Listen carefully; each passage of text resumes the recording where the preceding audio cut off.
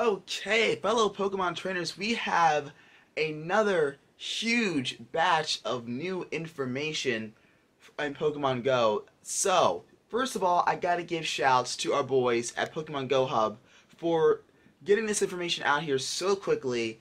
This dropped when I was sleeping. I think this dropped literally like an hour after I fell asleep last night. So, it says, trainers, the Kanto week event has been officially announced through Japan. So, this event has been officially announced to Japan. It'll probably drop in a couple of hours here in the United States. It's currently 7 o'clock in the morning. I literally just got up and I am ready to go. So the event will run from April 10th through the 16th, so the 11th through the 16th in Japan. And the Kanto starters will have boosted spawn rates, so they could potentially be shiny.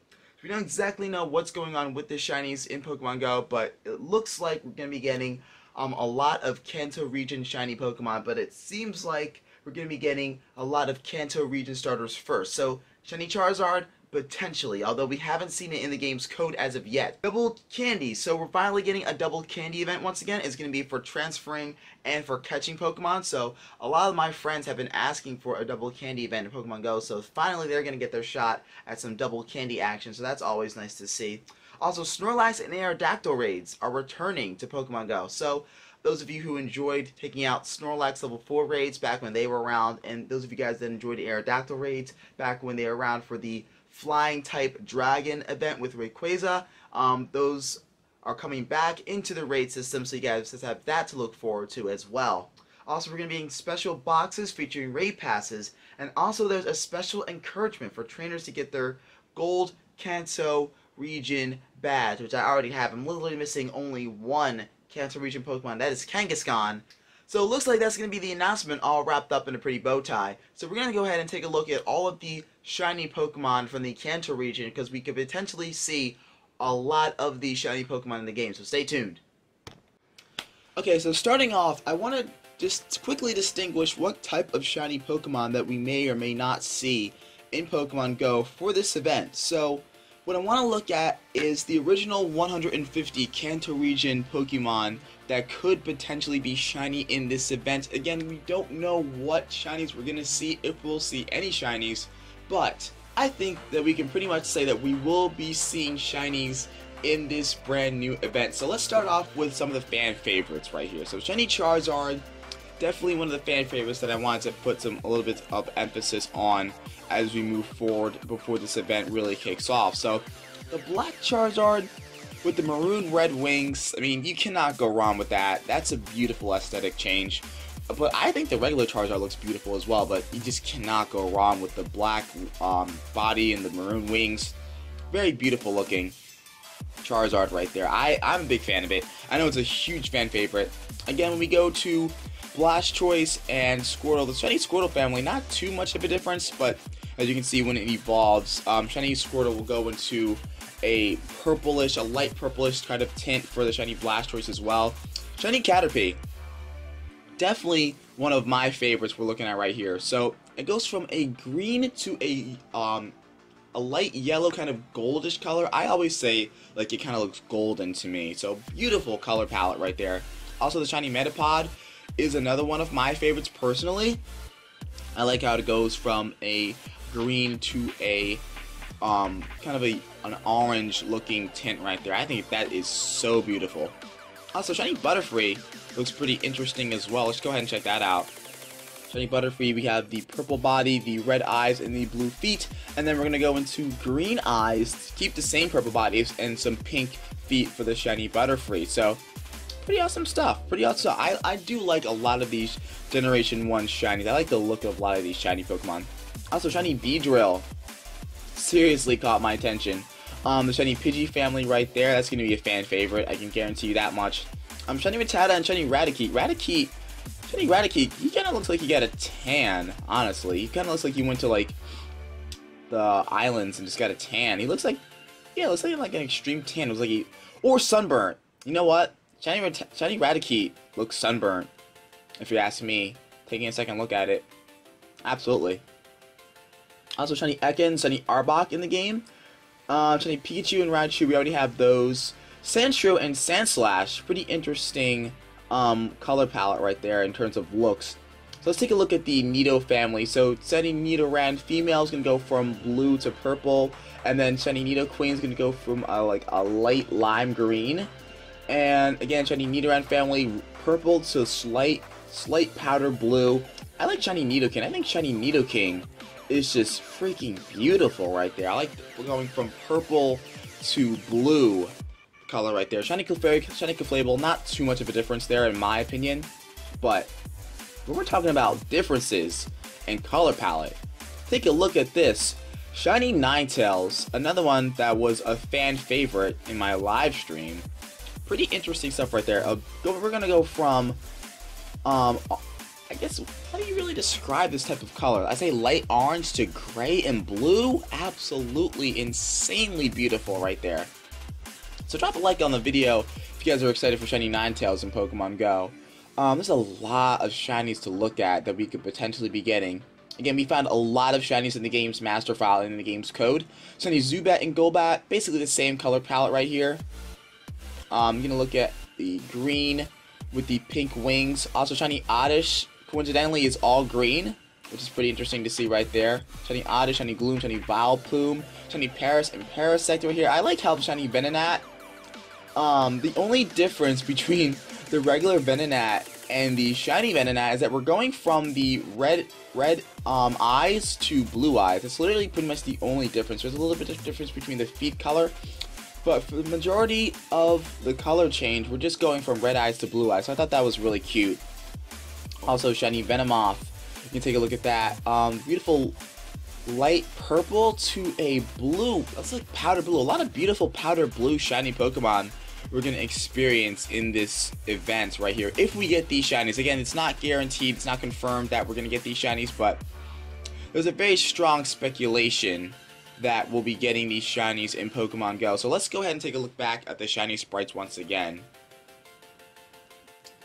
Again, not a huge difference between shiny Diglett and Dugtrio. Basically, the main change here is just going to be the nose. No difference between shiny Meowth or Persian either. They kind of look the same. But what's interesting here is Psyduck and Golduck. Pretty interesting color palette right here. I like how shiny Psyduck is like light blue. I'm gonna have a lot of fun shiny hunting Psyduck for sure, and Golduck's pretty awesome as well. Mankey and Primeape don't seem too interesting, but what does seem interesting right here is shiny Arcanine. So I'm going to put a little bit more emphasis on shiny Arcanine. So we're going to go from a beautiful orange and black to, I believe it's gold.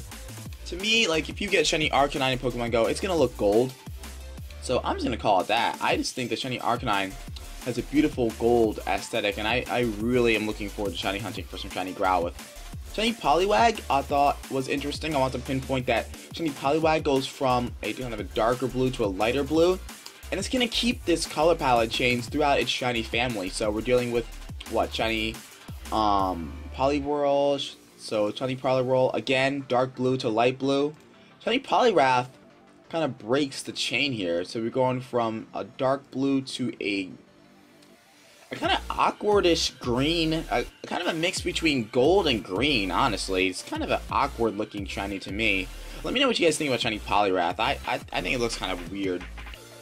Kind of like this weird transition from like dark blue to gold, and then something kind of weird color palette right there. But shiny Abracadabra, not too much of a difference there. But shiny Alakazam looks pretty different in my opinion. Also shiny Machamp, also very different looking. So I like shiny Bellsprout as well. I like how this is the only difference between shiny Bellsprout and like regular Bellsprout, if you take a close look at it, is the color of its leaves. So we're going from, what, green leaves to yellow leaves for shiny Bellsprout? Yes. And it's a very beautiful shiny, but not too much of a difference there. So headed back to where most of the shinies lie right here in this list.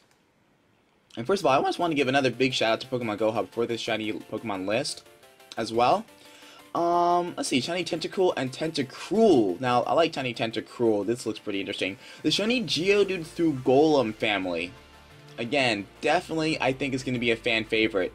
Also shiny Ponyta and Rapidash look pretty interesting. Now, here's some of my favorites. Shiny Slowbro, Magnemite, and Magneton. So shiny Slowbro, we're going from pink to purplish blue. Shiny Magnemite is a very interesting shiny because it looks kind of rusted. Looks like the steel on the Magnemite has rusted a bit and gotten older. Also, shiny Farfetch'd looks pretty interesting as well. Not that much of a difference between Seal and Dewong. However, Grimer and Muck have a pretty interesting look. What I really want to focus on is shiny Shelder and shiny Cloyster. I really want to put a lot of emphasis on shiny Shelder because this is definitely one of the most interesting shinies that I've seen in this game. So we're gonna go from purple to freaking orange. Now, again, I guess that's just me. Like, I seem to like really go crazy over shiny looking Pokemon that are orange.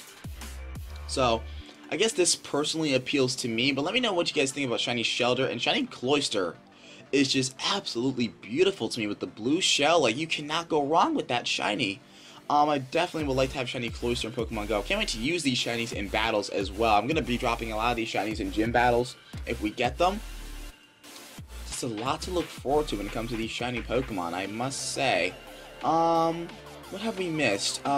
Ghastly, Haunter, and Gengar as well. The only difference between any of these, especially for Haunter and Gengar, is the blue tongue for Haunter. You cannot tell the difference between shiny Gengar and regular Gengar. But Ghastly, you can definitely tell that there's a difference here.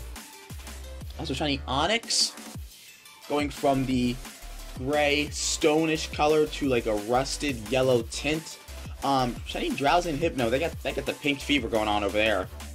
Those are going to be pretty interesting shinies to look at. Now look at shiny Voltorb and Electrode. First and foremost, we're going to go from red and white to blue and white. How hilarious is this? Like, obviously they choose what color the shiny Pokemon is going to be. I just find this absolutely hilarious. We're going to go from red and white to blue and white. Like, that is just hilarious to me. I love this. I absolutely love Electrode and its shiny formation, so that's pretty awesome to see. Shiny Execute and Executor. I like how the Execute goes from pink eggs to like tannish eggs. That looks pretty cool, but these are a lot of like awkward looking colors. I do like the blue fist for Hitmonchan. Shiny Lickitung, also another one of my favorites. Shiny Rhyhorn and Rhydon. I think this looks absolutely beautiful. Shiny Rhydon reminds me of sandpaper. It looks like it's been polished and sanded. Shiny Rhydon, that is. Shiny Chansey, I think this looks ugly.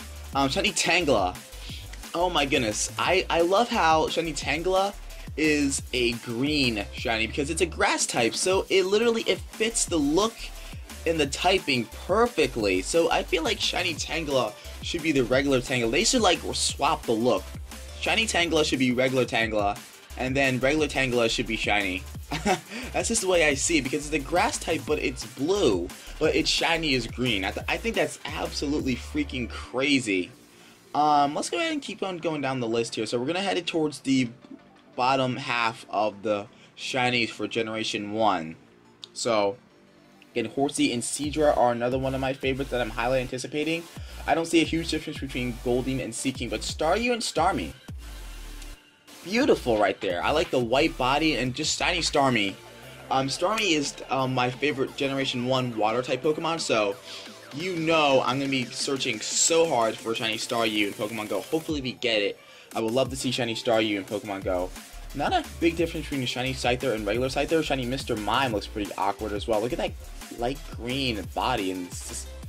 I don't know. What do you guys think about shiny Mr. Mime?